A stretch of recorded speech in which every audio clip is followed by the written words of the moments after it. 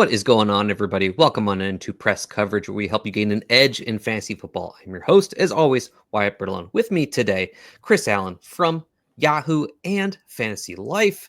Chris, it's great to see you. We're going to be talking about some QBs, these ADPs, we're buying, selling, things that's going on around them. But how are you doing right now, and what have you been working on? I'm doing well, and like we were talking before the show, it's that lull right before the storm that happens in early August, because then we're right back into the live fire of the regular season, right? We're gonna have the Hall of Fame game here within the next couple of weeks, so we're actually gonna have live action football on our screens, and everybody's gonna be freaking out about that. Then it's gonna be preseason, then it's gonna be the regular season, and then it's just gonna be chaos until essentially the end of the calendar year. So I'm trying to enjoy my last couple of weekends of sanity before we really get things kicked off. But otherwise, man, happy to be kicking it with you. I haven't seen you since we were outside grilling in the hot sun down in Cincinnati. So no, I appreciate you having me on. Yeah, what a time that was, and what a time it is right now as we're firing up, ready to get into the season. You're right. It's going to be complete madness. I can't believe football is almost here. We literally are going to have it on our screens very, very soon. Well, let's get into these quarterbacks, because that's what everyone's here for. So let's start off Patrick Mahomes. Little touch on some of the prices around the industry. FFPC, he's QB6, underdog QB6, fast draft QB8. Little interesting nugget there. So in 2024, 18.4 points per game, and same score in 2023. These have been the lowest of his career since he's becoming a starter. His previous low before this was 20.7 points per game. We've known Patrick Mahomes to just be this outstanding producer year in and year out. In these last couple of years, that has dropped. And a lot of that has to do with they've kind of just been this dink and dunk team. Patrick Mahomes, 36 in air yards per attempt in 2024. He was 33rd in 2023. I think some of this has to do with the pieces that are around him now. And Travis Kelce getting older, Rashee Rice being a near the line of scrimmage player, them having to move Xavier Worthy to do that as well, because a lot of those deep shots weren't working in 2024. Do you think this continues for him in 2025? And how does that make you feel about this price? So I'll say at the start, and hold on, I actually gotta get my glasses on. I'm getting old, man. I'm not gonna lie to you. In order for me to actually see everything at my computer, I'm actually let me put my glasses on real quick to make sure I'm seeing everything right. But I'll say right off the rip that I think Patrick Mahomes is either adequately priced or potentially slightly underpriced. And I only say that because each year there's always that crop of drop back passing, pocket passing quarterbacks that we tend to make these bets on.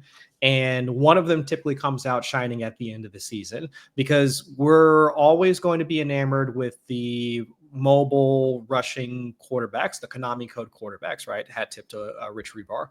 Whether it's Lamar Jackson, whether it's Josh Allen, now Jaden Daniels. I mean, all of those guys that fit into that bucket, they're most likely going to be your QBs 1 through 4. But then shortly after that, it's going to be those pocket passers. So whether it's, I think this season, we have 3 or 4 guys that sit in that bucket. Because I think last year it was CJ Stroud versus Joe Burrow, right? And everybody was making that bet as to whether or not he was going to essentially leapfrog into the top 6, top 7 conversation.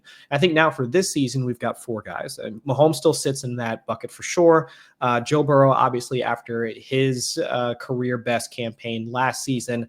And then you also have guys like Baker Mayfield also sitting in that range as well. So it's like whether what flavor of pocket passer that you want in order to finish in the top 5, top 6. And I think Patrick Mahomes out of that group is probably the one that's either it's like him or Joe Burrow. And obviously, because I'm a Bengals fan, I'll always advocate for my guy. But I'd say out of that group, because Mahomes winds up sliding a bit farther than Joe Burrow, just based off the hype around the Bengals passing game, I would say being price sensitive, Mahomes, that's where he's just slightly underrated. And part of the reason for that is some of the stats you were just mentioning. I mean, Mahomes over the past 4 seasons, I mean, his passing average depth of target has continually dropped. I mean, back in 2021, I mean, it was around 7.3 air yards per attempt, dropped all the way down to 6.3 just this past season. Now, a lot of that has been due to the, I wouldn't say talent around him, but I would say losing a guy like Tyreek Hill and is trying to replace him in the aggregate with guys like, whether it's been from Rashee Rice, Justin Watson, I mean, anybody, any like gaggle of ancillary receivers that they've tried to replace Hill's production with. So I understand that, but then also it's the offensive line issues. Patrick Mahomes took the most hits that he's had throughout the entirety of his career. Pressure to sack rate was at like a career high for him, about 17% according to PFF. And at the same time, his scramble rate has gone down. So if you look at his 2024 campaign as a whole, you're down your wide receiver one, I would say your wide receiver 1B, or whatever you want to classify Travis Kelce as at least lack of separation, lack of speed and agility that we'd seen at him in previous seasons as well. You're down a lot of talent around you. So I can see why a guy like Mahomes, who still sitting in the top 2, top 3 in terms of pass rate over expectation year in and year out. So the volume is going to be there. But if the receiving acumen around him has been deteriorating, then I can see why like he's kind of fallen farther and farther behind in terms of, at least relative to our expectations, in terms of what the fantasy points per game was going to be. But now in this season, reworked offensive line, get Jawan Taylor from Jacksonville at right tackle, who's a Josh Simmons, I believe, left tackle that they drafted in the first round at 30 overall. I mean, excellent pick, especially given where they're sitting at. Get a full season of Hollywood Brown.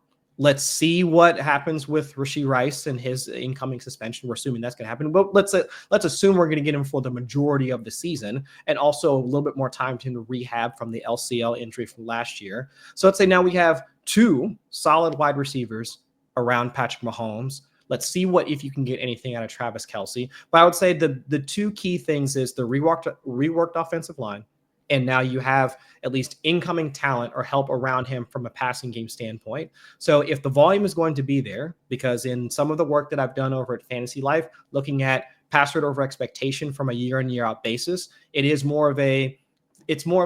a stylistic type of stat. It's a shared philosophy between the quarterback and the play caller. And because you still have that continuity between Patrick Mahomes and Andy Reid, there's no reason to suggest that the passing volume is going to change. But now if you're also going to add in the potential talent of having Hollywood Brown, who was averaging somewhere around 11, 12 air yards like per attempt, just from a receiving standpoint this last season. So if you're not only going to get the short and intermediate stuff from Rashee Rice, but now you might get the intermediate to deep stuff that has been missing from the Chiefs offense for so long. That's where I can see Patrick Mahomes out kicking his current ADP at the, like you were saying, QB 6, 7, 8 range, and more or less sliding, say, falling forward. Whereas the guy like Joe Burrow, again, not going to knock my guy, but if any of the passing stats do regress, maybe instead of being the QB 5, he's the QB 6 or 7. And then Patrick Mahomes, instead of being being drafted as the QB 7, QB 8, he's more of the QB 5, QB 6, just based off volume. I can see a scenario where that might occur. So that's why I say Patrick Mahomes, slightly underrated, just given where he's being drafted at right now. Love a lot of the points you made and agree with almost everything you said there, especially about how Patrick Mahomes, I think, is either appropriately priced or slightly underpriced based on who he is and going into what's been going on with the pieces around him going on to the season. The one note that's really been big for me, something Scott Barrett pointed out, is that last year, first half passing yards, Patrick Mahomes was first in the NFL. Second half passing yards, 29th in the NFL. What does that tell you? To me, that says they were in control of these games quite frequently. And I don't know if they're going to be able to do that at the same clip in 2025, mostly because their division is getting a lot better. And I think they're going to have to put the pedal to the ground a little bit more this year than they have over the last couple. And it might not be quite as easy for them to, quote unquote, walk into the playoffs as they've been in years past. And for that reason, that's why I think we can make a lot of assumptions and questions about what's happened around him. Overall, I think it's positive. I could see some people thinking it's negative, but at the end of the day, this is Patrick Mahomes. And I think if he has to put up the points, he can put up the points. And I think he will in 2025. Yeah, I agree. And actually, one of the other things that really caught my eye was actually his scramble rate. So in the first 3-4 seasons, he was deadly as a scrambler. I mean, you want to talk about how devastating he could be from a passing standpoint if it was a 3rd and 8, 3rd and 10, 3rd and seemingly unmanageable for other quarterbacks, and he can make things happen with his arm. He was also just as good at being able to create with his leg. From an EPA per rush standpoint, Mahomes was actually one of the better scramblers in the league. I mean, outside of your Lamar Jacksons and Josh Allens, but he was just as highly efficient as our mobile quarterbacks, the ones that we're typically drafting, especially now based on ADP in like the 3rd-ish round or so. So if we can see again that's improvement along the offensive line and and allowing for more defenses to key in on the receivers running around him, I could also see a scenario where Mahomes complements a lot of his increased passing stats now with some rushing as well. And those two things, I mean, that's where you can really see him start to really climb back into that top 5 spot, like where he has typically been at over the past 2 to 3 seasons or so. Yeah, as the Chiefs have become this like perennial Super Bowl contender, he's kind of started to save his scrambling abilities for specifically the playoffs when it matters most. Yeah. I wonder if my thesis is correct that they're going to have to battle more for this division if he has to scramble a little bit more because they're in some more tighter games where he feels the need to make a play. Mm-hmm. Yeah, I can totally see that. Yeah. Well, speaking of scrambling, our second quarterback does it a lot, and that's why we love him, and that's Justin Fields. So FFPC, he's QB10, underdog QB10, and then here's the curveball here at Fast Draft. He's going as QB7, actually ahead of Patrick Mahomes over on Fast Draft. In 6 full games he played in 2024, 19.1 points per game, would have been QB9. This is kind of the story for Justin Fields. We may not think he's always the best actual NFL QB, although I'll say that like I was kind of impressed with what he did for Pittsburgh last year. I thought it was a step up in play, but we also know that he's just always a fantasy producer as long as he's playing. QB9 in points per game in 2023, QB5 in points per game in 2022. This is who he is, and it's mostly because of that running ability, because he's one of the best in the NFL.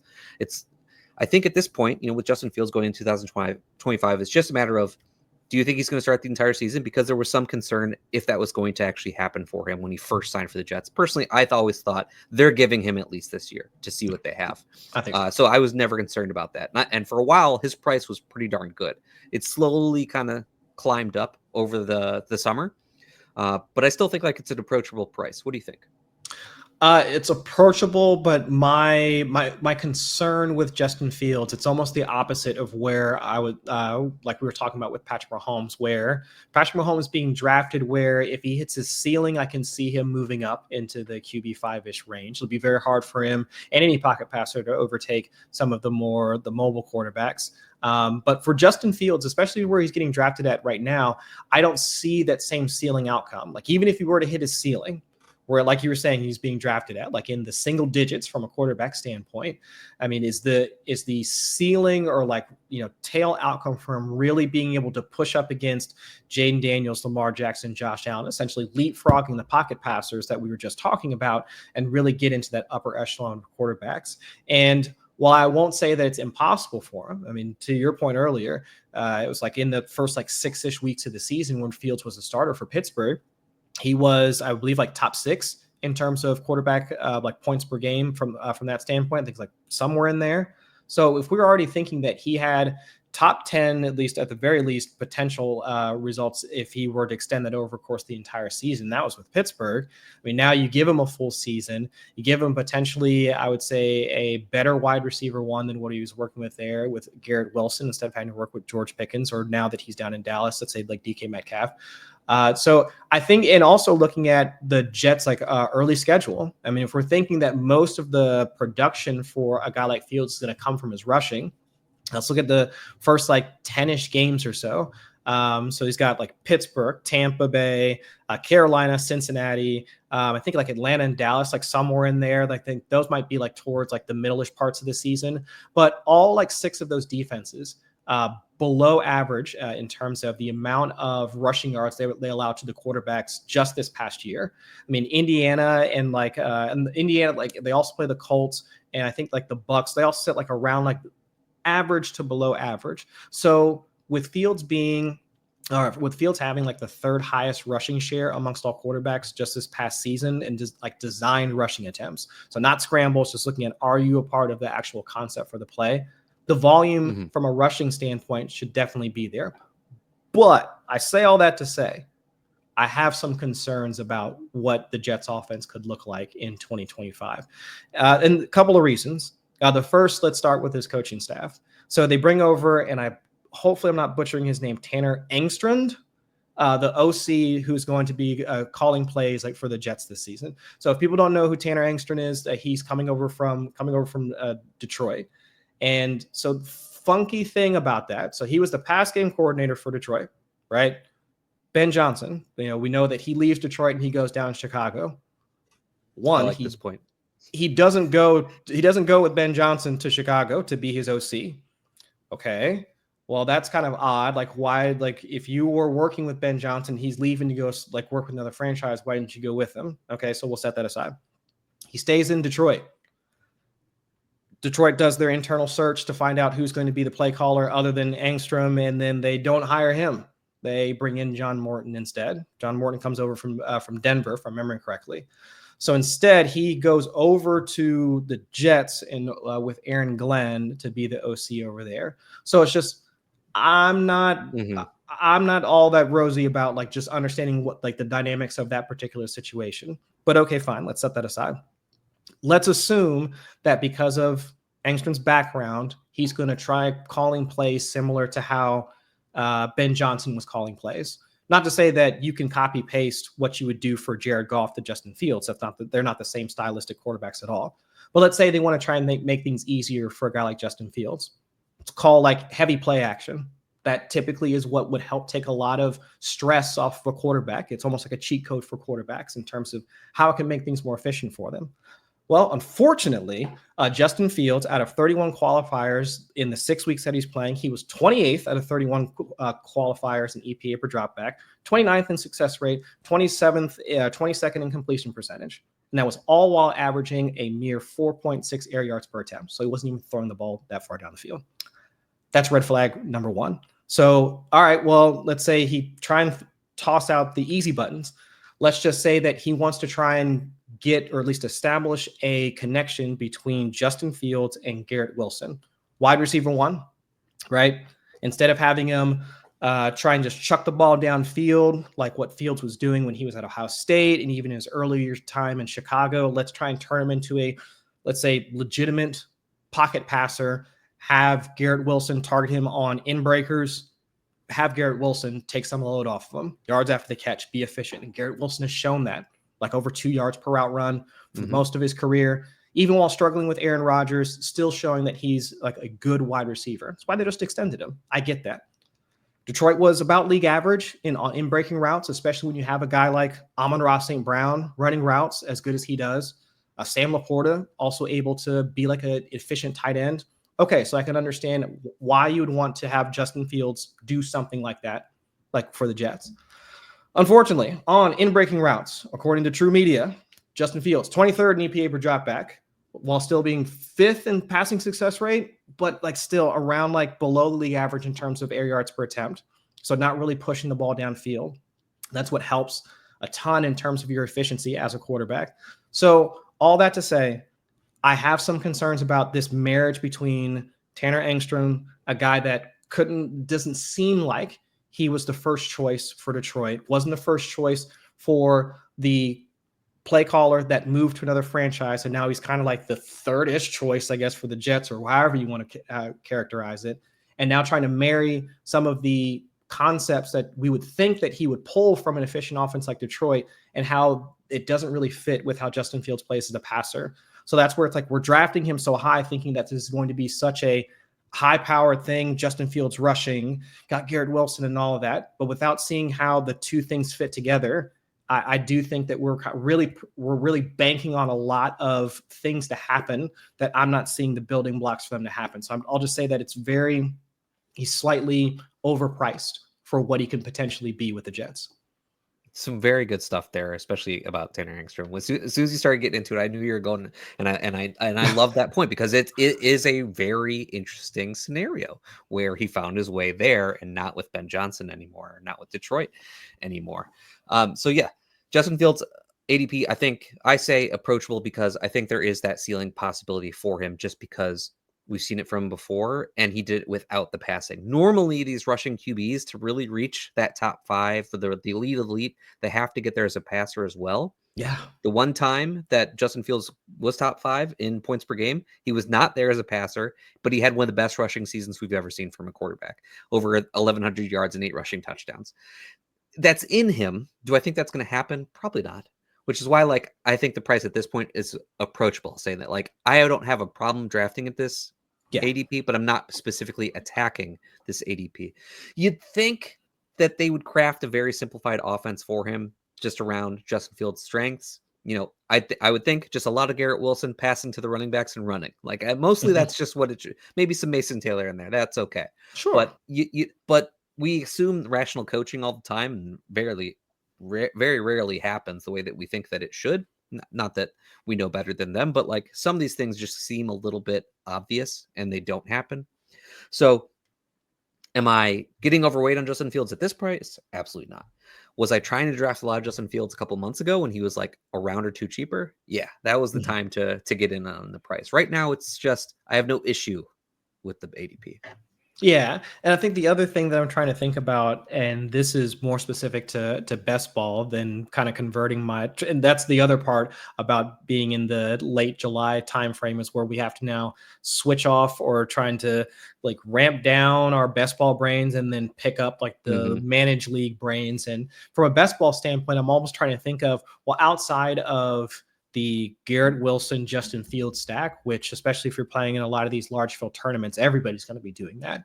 Well, what are really your other stacking options there? What else are you going to be looking for in order to try and make your bet on Justin Fields a unique bet that will help boost your chances of taking down a large field contest? Because you have to assume that everybody's going to be, if you draft Garrett Wilson, you're going to be queuing up Justin Fields.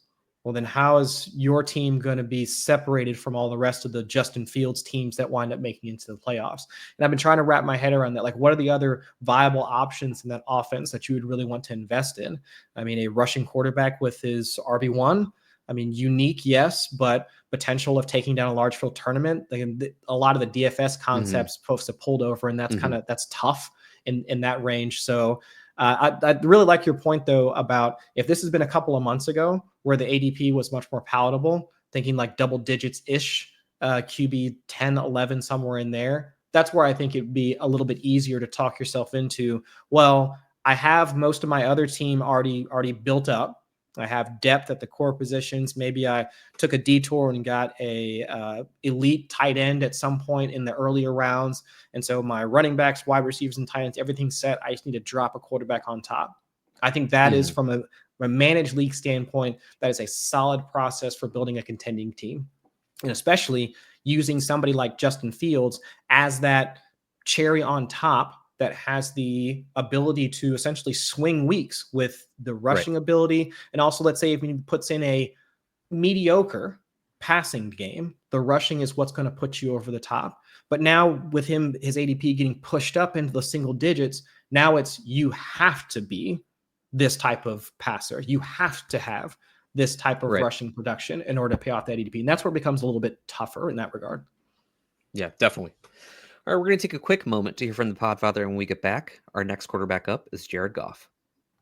You know, people say, oh, there's so much free on Player Profiler. What's in the premium package? Well, it starts with the player rankings.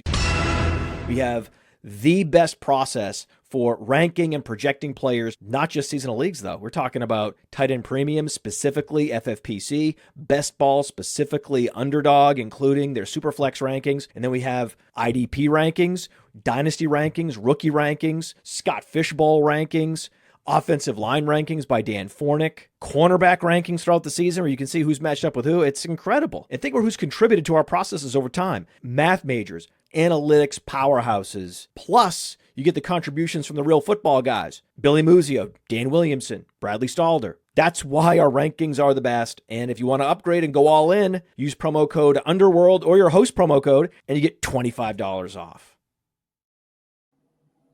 Back here on press coverage with Chris Allen, and we're on to Jared Goff.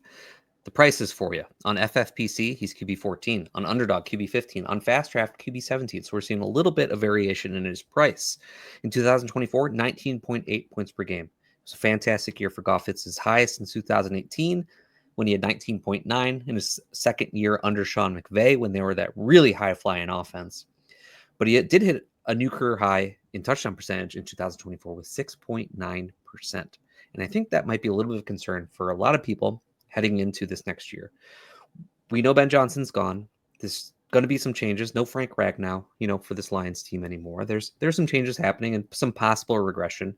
And one of the biggest places that regression could happen for the team is Jared Goff and his passing touchdown percentage, because that is a very high touchdown percentage. Very few quarterbacks hit it every season, and it's very hard to repeat hitting that mark. So, as a pocket QB, who we might expect to have less passing touchdowns than they did last year, are you in at this price? Yes, actually. I think it's a fair price for a guy like Jared Goff. And I think it's not just the we'll focus on Jared Goff before we get into the other stuff around him. But I would say, to his credit, I think you brought up how well he was playing in that high-flying offense with Sean McVay. I still remember that was him, right? That that Thursday night game between like them and the Chiefs down in Mexico. Incredible game. Remember that? Where 50, everybody 50 like, or something like that. Yeah, and like everybody thought, like, I think the over for that game was like 60 plus or something like that. They still wound up scoring 90 points in the game or something along those lines.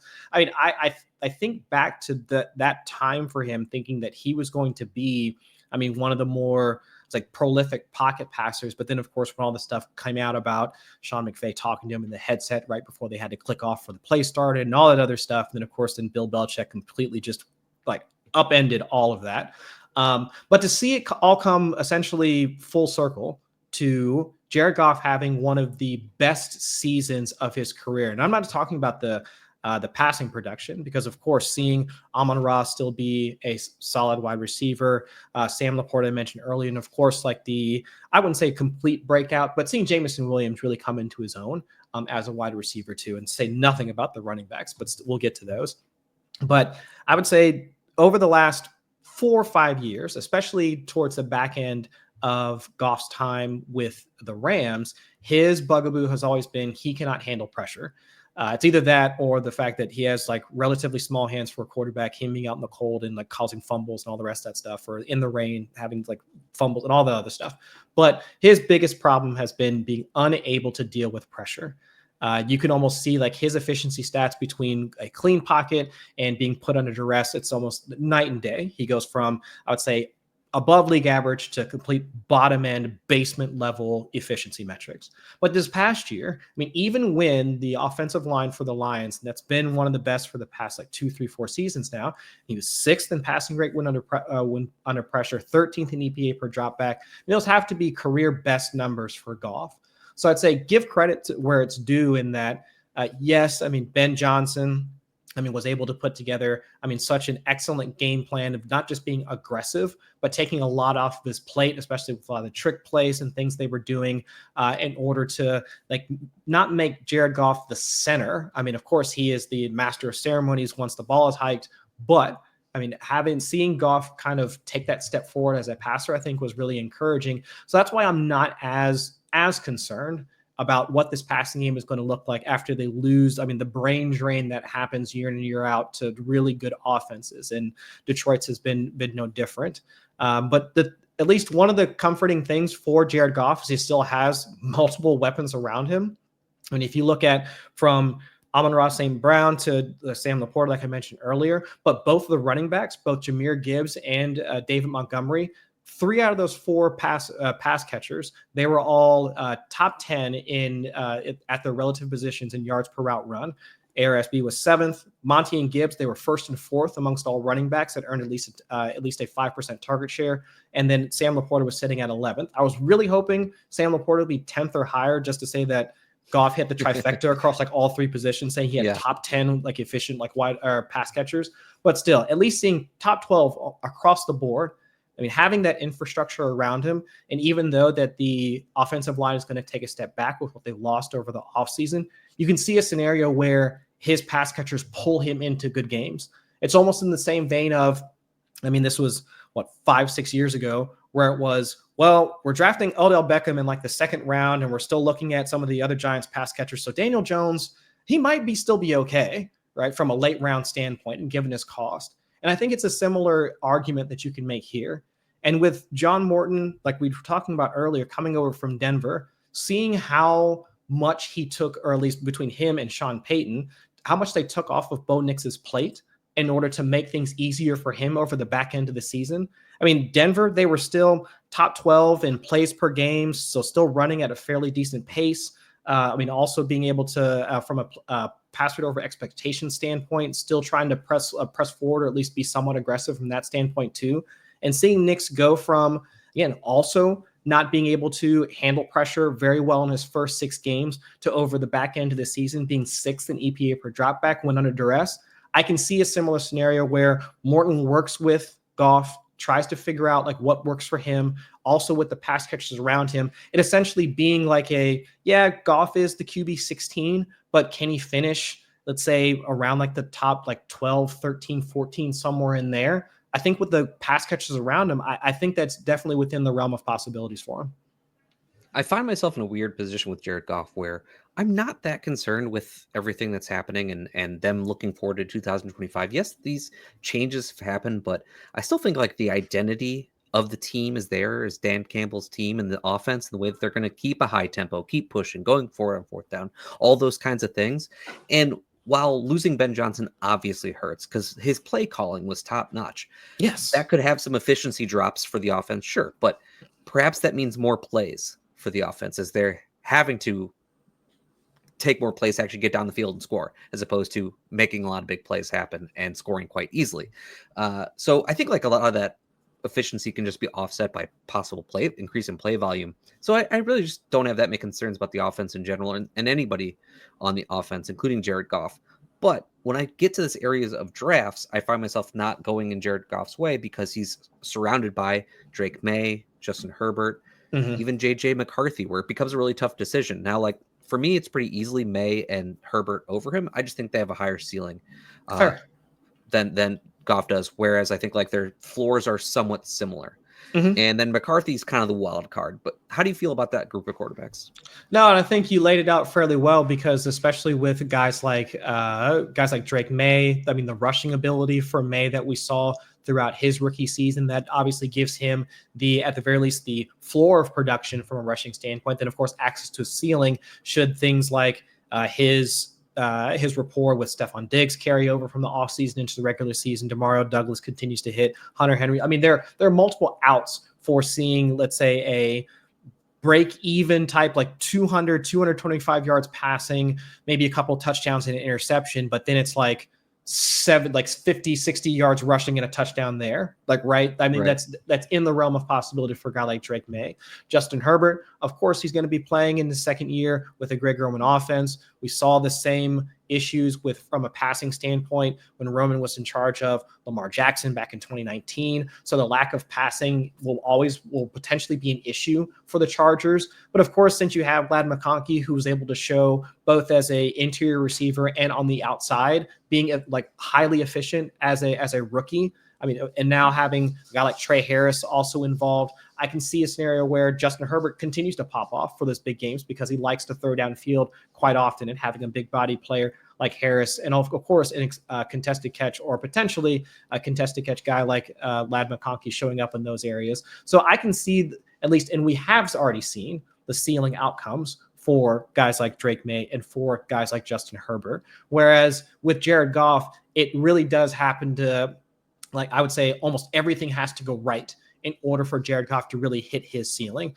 So everything has to be clicking. The pass volume has to be up. The wide receivers all have to be healthy. The game script has to be right because, I mean, before all of the defensive injuries happened for the Lions, I mean, they were also able to kind of keep the lid on opposing offenses, so they wouldn't really have to put their pedal to the metal from a pass volume or even just offensive volume standpoint. So if some of that stuff starts to break down and go away, like we saw towards the back end of the season, and already from some of the news we're hearing, a couple of their defensive players are already hurt. So again, not to like, I don't want to wish this on any Detroit fan or anything like that, but let's say if they walk into the season with some similar concerns, then they might have one of those jailbreak type situations where Jared Goff is asked to drop back 35, 40 times a game, and they have to essentially claw their way out. And especially in a division like the NFC North, where every one of those rosters, I mean, Mhm. they're pretty loaded. I mean, the Yeah. only one with I would say the ones with the biggest uncertainty are Caleb Williams and the Bears, and of course, JJ McCarthy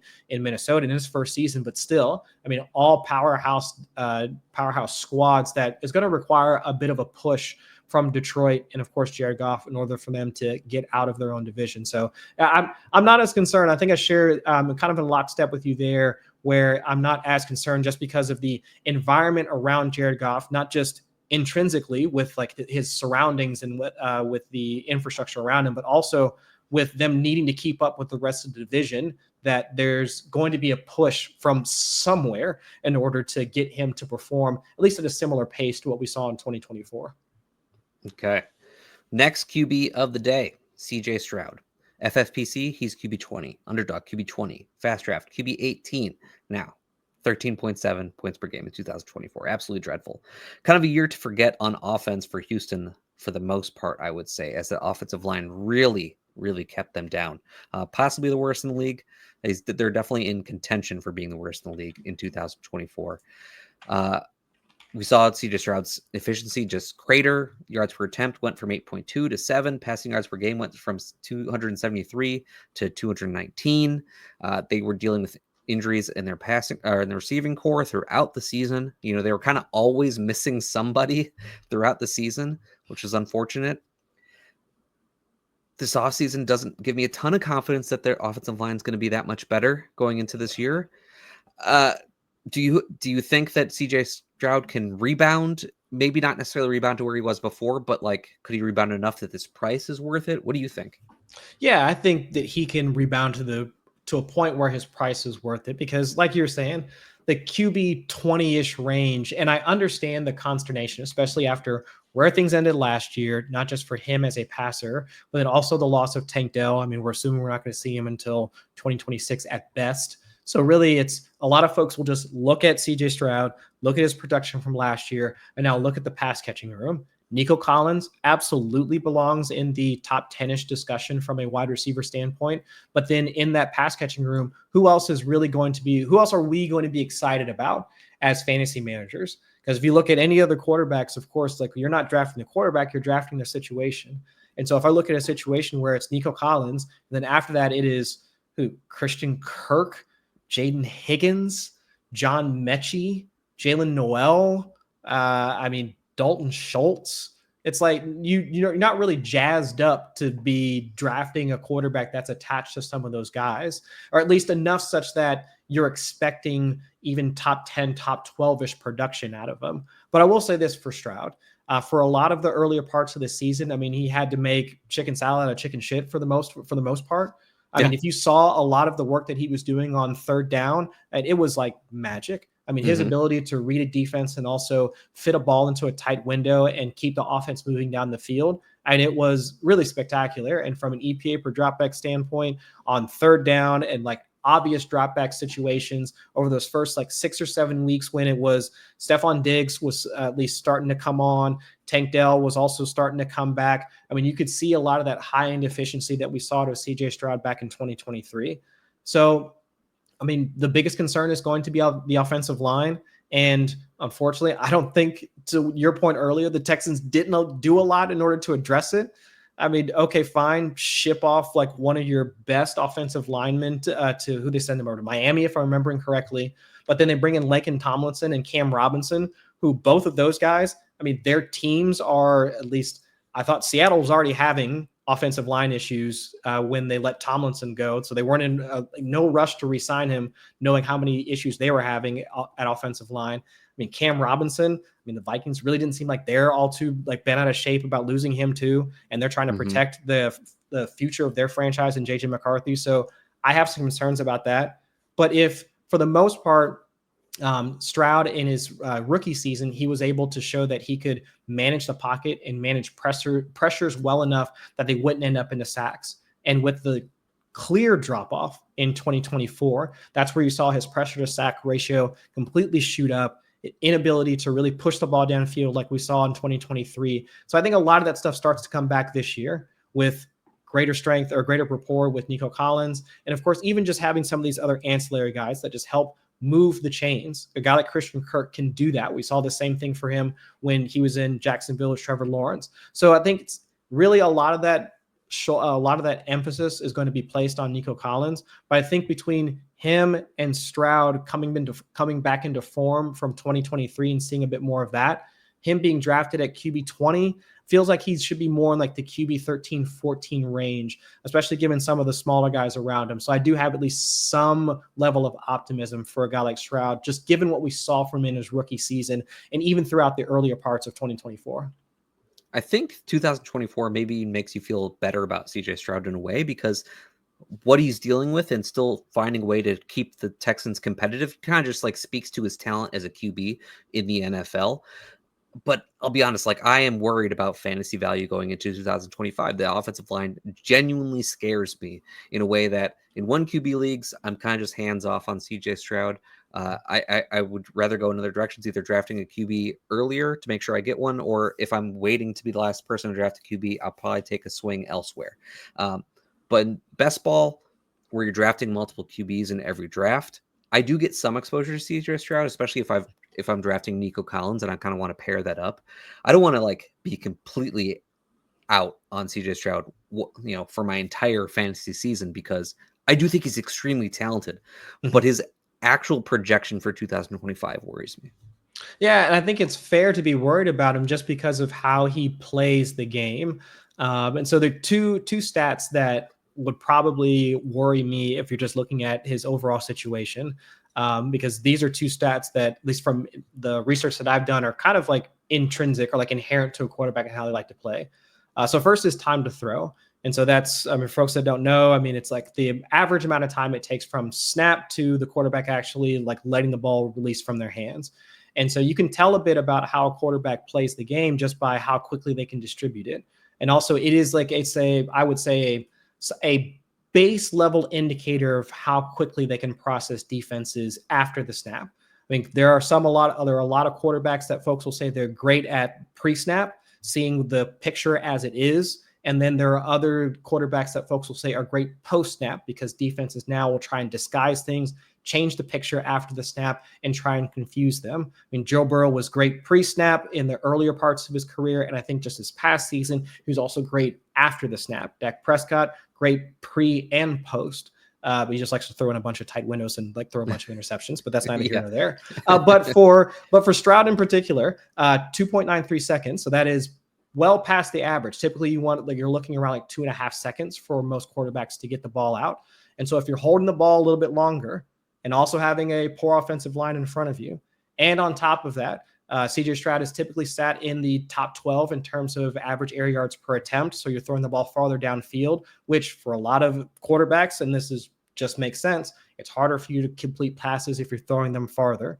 So if you're taking long to throw and you're throwing the ball farther and your offensive line isn't all that great, you can see how the volatility starts to creep in more and more to his production. So I'm completely with you, Wyatt. I can see how the way that he plays in his current situation, you'll see a number of highlights to a guy like Nico Collins down the field week in and week out, but it's the down-to-down efficiency. It's can you continue to matriculate the ball down the field? And with the way that he plays the game, it's harder to project that for at least how he plays, and then also the current situation for the Texans passing game.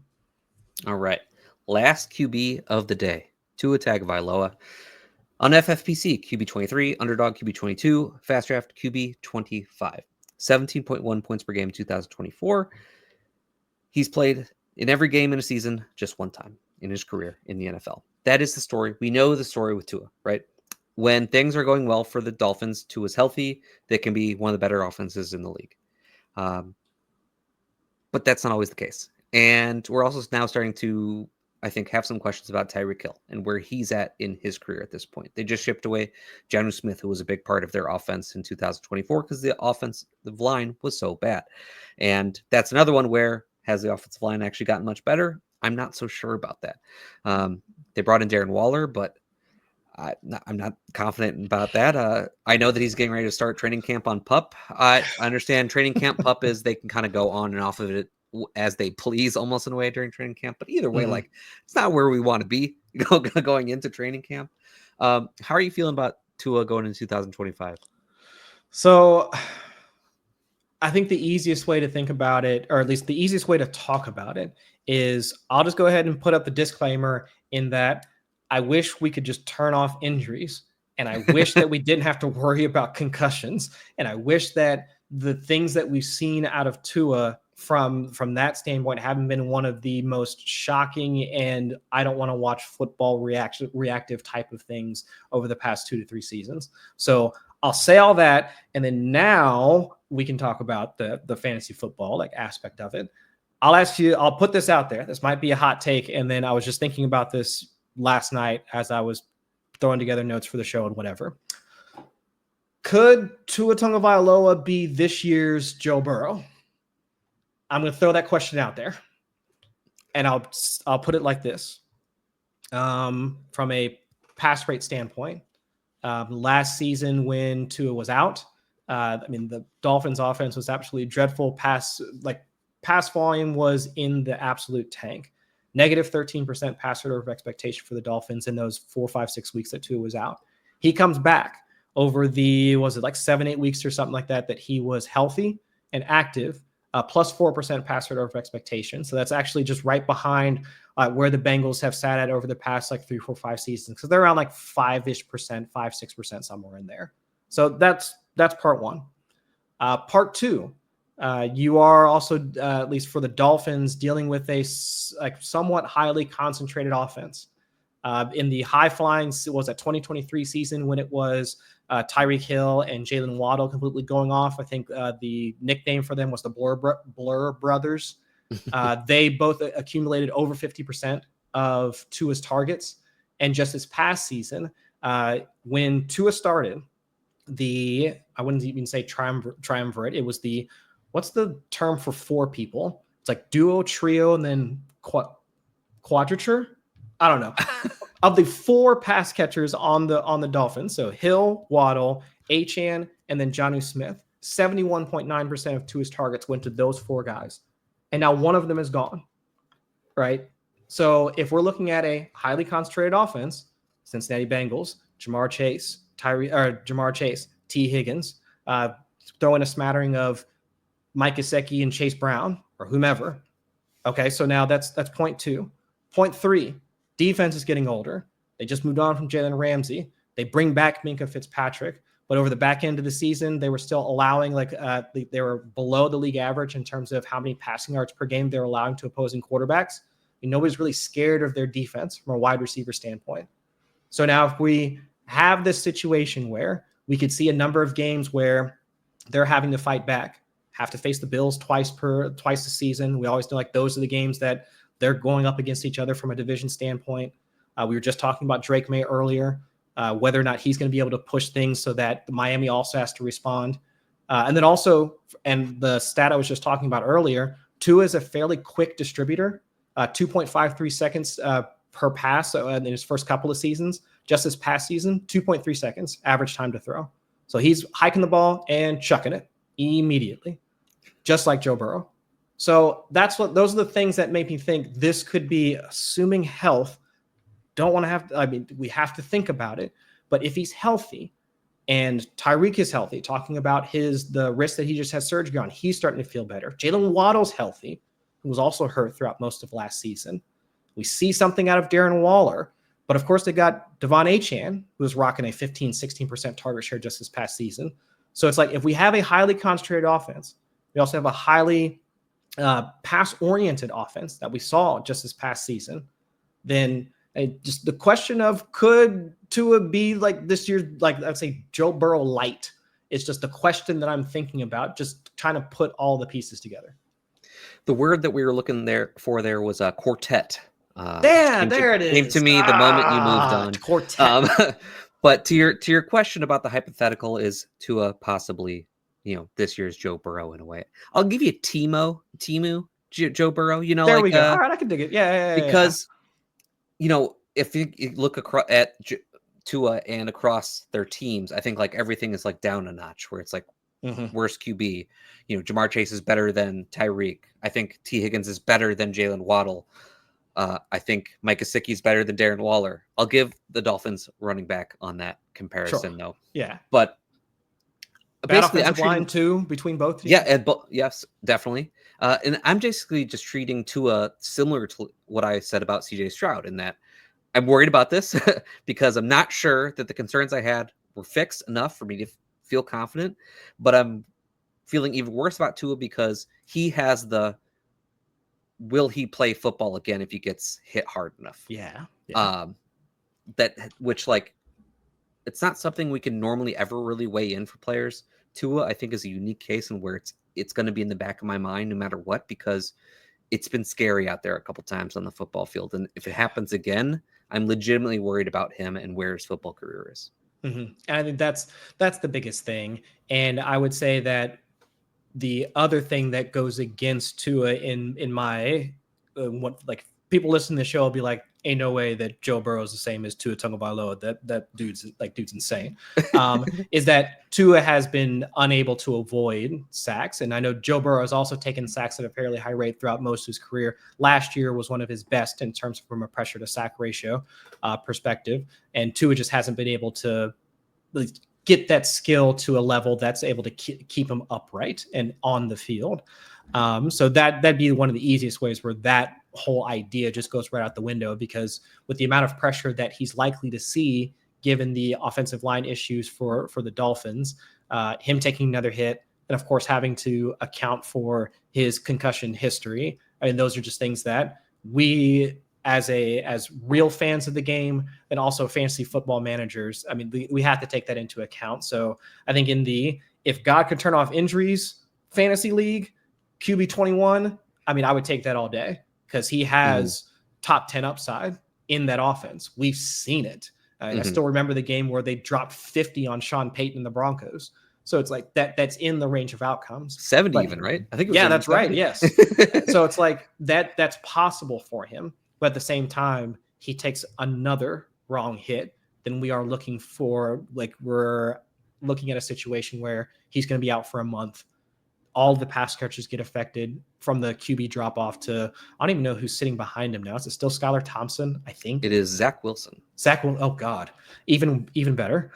So it's just, that is the concern that we have to have from that standpoint as to how not just can we trust in Tua, but can we also trust in the Mike McDaniels and the rest of the offense should Tua go down again? Yeah, for sure. Well, Chris, this was great. I really appreciate you joining me today. Before we get out of here, though, let everyone know where to find you and where to find your work. You can find me on X at Chris Allen, FFWX. A lot of my work is over at Fantasy Life. So some of the breakdown of the stats I was giving is part of a series that I've been working on called The Explainer, where I take a basic stat, ADOT, air yards, targets, time to throw, missed tackles forced, whatever, and essentially try and connect it to fantasy points and making it relevant to how we discuss it. Because, I mean, you and I mean, you listen to nerds like us talk about it that are super passionate about the game. We use those things in our vernacular just in general passing. Whereas for other folks, they might not know what success rate means or what EPA stands for and like how it actually matters and why it matters to us. So trying to break all that stuff down and making it more digestible to every person that likes to play this game that we play every year. That's something I've been working on. And of course, I'll be over at Yahoo throughout the season rambling about something. I'm not even sure yet, but we'll figure it out soon. So yeah, I'll be over there too.